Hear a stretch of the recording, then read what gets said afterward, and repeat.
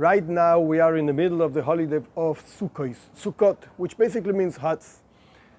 The Torah tells the Jewish people that in the 7th month, the month of Tishrei, which is the end of the summer and the beginning of the autumn in the land of Israel, people have to leave the comfort of the house and live in huts for 1 week, representing the protection that God gives the person, that even in a precary, like a bad place to live, even there God is going to protect you and so on. There are so many teachings and lessons on this holiday. I would like to share one idea.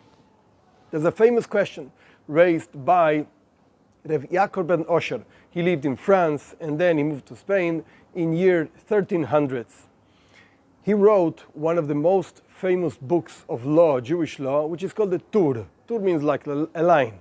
Now, in this place, he raised a question. The question is, the reason the Torah gives why we celebrate Sukkot is because when God took out the Jewish people from Egypt, He placed us on Sukkot, whatever that means.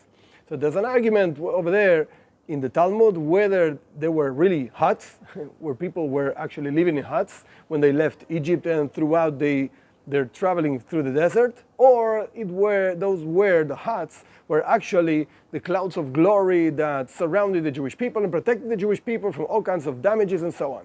But besides that argument itself, the point is that we left Egypt in the month of Nissan, which is the first month of the Jewish calendar, which represents basically the beginning of the summer. And we celebrate Sukkot because we left Egypt in Nissan, but we celebrate Sukkot in Tishrei, like 6 months afterwards, the autumn. It doesn't make sense. Why do we celebrate Sukkot in Tishrei when actually we left Egypt? And we celebrate because we remember the living of Egypt in Nissan. And he offers the following answer.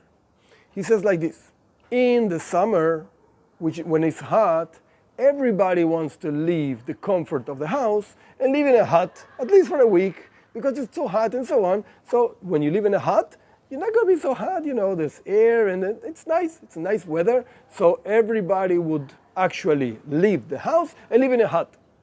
However, in the autumn, who would do such a thing? Nobody, basically. So over there, in that particular time of the year, when a person would not leave the comfort of the house to live in a hut, there God says, I want you to leave the comfort of your house and live in a hut and so on for 1 week and do all the things that you do in your house in the hut for 1 week. So that shows that when we build a sukkah, a hut, and we live over there and we eat over there and so on, some people even sleep over there, we do it, in Hebrew we say Leshem Mitzvah, for the sake of the commandment that God gave us. Not because it's a nice weather and we would anyway do it. Rather, we do it because we want to serve God. That's the answer that the Torah offers. The simple lesson this teaches is very, very simple and powerful. Every single deed a person does, every single word a person says, every single thought a person contemplates and thinks and so on, has to be for the service of God. Not because it just came out, I helped somebody because I was there, whatever. No, I'm going to help him because this help to this particular person means serving God. I said such a beautiful thing, because whatever, it came up in my mind and I said it. No, I'm going to say it because I want to serve God through this. I want to reveal God's presence. I want to reveal goodness and kindness in the world by me doing this, by me saying this, by me thinking about this. Even our thoughts have literal effect in different peoples, in ourselves, of course, and in others also. When we think bad about somebody, we actually raise bad things and qualities in that person. How much more so when we think good about somebody else, because goodness is much powerful than evil and so on. So the lesson is simple.